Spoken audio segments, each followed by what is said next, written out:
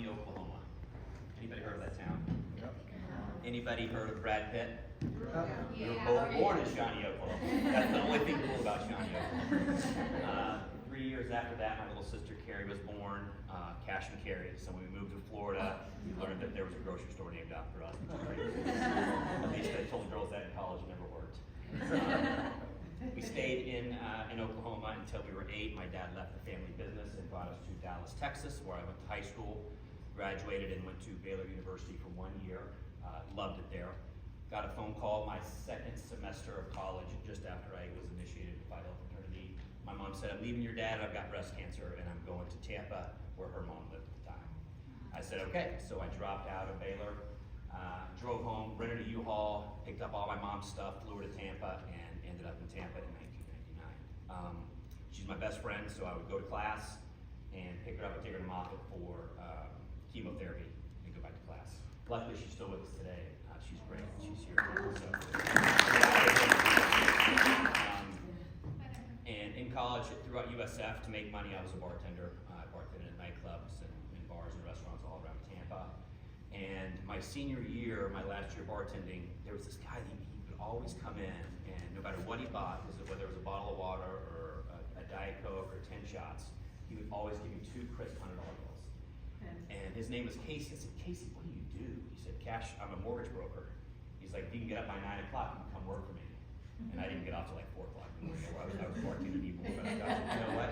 I didn't have a plan yet because I was making so much cash bartending. Even though I was going to have a degree, I was doing really, really well. You know what? I'm going to give it a shot. So that following Monday, I started with him as he was kind of my mentor, got my mortgage license, and I did really, really well. I loved it. I did it up until 2008. I met a girl. She wanted to move to Palm Beach to go to Nova to get her master's, so I went over with her and I joined the branch over there. All was great. I signed a $4,500 a month mortgage at 22 years old. Thought I was on top of the world, and the market crashed. That was in 2009. She broke up with me. I was like, crap, what am I going to do? So I got a regular job in sales and hated that. And the guy that owned the mortgage company over there opened up a nightclub on Palm Beach. It was the only one, so I ran that nightclub at night, and I got my master's degree during the day.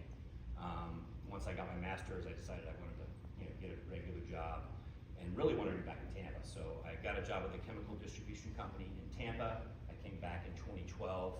I hated it. I didn't love working for somebody. I missed being my own boss. I loved being a mortgage broker, but I got burnt pretty bad. I had 6 houses. I lost all 6. I know a lot of people did. So I got back in on the real estate side in 2016, and I got my first year. I was rookie of the year, Keller Williams. I made $187,000, which is pretty unheard of in your first year of real estate. So I was really, really proud of myself. Second year, hired an assistant. Third year, started a team. I taught my brother-in-law how to do it. I thought he was going to join me, and he ended up being my competitor. So he built a team, and I built a team. I think you guys met him. He came one time. His name's Neil Boyd. We married sisters. And then COVID happened, and I was like, you know what? We should join now because we got hit pretty bad on the real estate side. He said, okay. He said, but who's going to be the boss? I said, you know what? You can just run it. I want to do commercial real estate. I got kind of bored with residential, to be honest. It's great. It's great, as you know, but I want to do something different. So I started in commercial. Soon after that, he runs the residential side. I do the commercial side. Commercial is different than residential in that commercial is basically just income-producing properties as opposed to where you live. Now, there are some residential income-producing properties. Those are multifamily, 2, 3, and 4 units, which is duplex, triplex, quadplex. But anything over that, 5 units up to say 5,000 units, that's considered commercial, and that's where I step in. So anybody that wants to buy a house or looking for a small multifamily, 2, 3, 4 units, my lovely counterpart Sheila is the person to go to for that. Anything on a larger scale, come to me for that. Some of the deals that I've worked so far are warehouse space. That's huge right now. I've got a lot of clients looking for warehouse space for whatever reason, either to start a business, to store stuff. Price per square foot is typically cheaper for warehouses to run a business out of than a fully put together property. I've helped doctors find properties to lease or buy. I've helped dentists find properties. I've helped a couple of restaurants. I've helped an Indian restaurant just signed a lease in North Tampa. I helped a smoothie shop. I just finished helping a Mexican restaurant find a place as well.